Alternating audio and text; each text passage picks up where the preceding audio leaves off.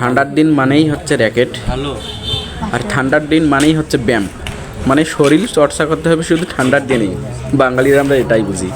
ঠান্ডার দিন আসলেই সকালে দেখা যাচ্ছে যে কোনো শীতের মধ্যে যখন বের হওয়া যায় না, তখন দেখা যাচ্ছে যে রাস্তার মধ্যে সবাই বেরিয়ে পড়ি ব্যায়াম করার জন্য।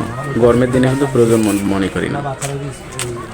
আমরা এই ঠান্ডা সিজনে আমাদের অফিসের টিমকে দুইটা ভাগে বিভক্ত করছি এবং ভাগ করে আমরা ফুটবল খেলবো। আমরা একটু ব্যতিক্রমধর্মী খেলাটা খেলবো। এর জন্য ফুটবল খেলার জন্য আমরা শাপলাতে চলে যাই, শাপলা থেকে সুপার মার্কেটে চলে যাই। সুপার মার্কেটে গিয়ে আমরা এই ভাইয়ের দোকানে ফুটবল নেই, তারপর জার্সি নেই, জার্সির সাথে প্যান্ট সহ জার্সি সেটগুলো নেই। 15 দুগুণে 30টা, অর্থাৎ এক টিমের জন্য 15টা, বাকি টিমের জন্য 15টা। মাশাআল্লাহ, জার্সিগুলো দেখে সবাই খুশি, আলহামদুলিল্লাহ সবার পছন্দ হয়েছে। খুব সুন্দর জার্সিগুলো, খুব ভালো লাগছে সবার।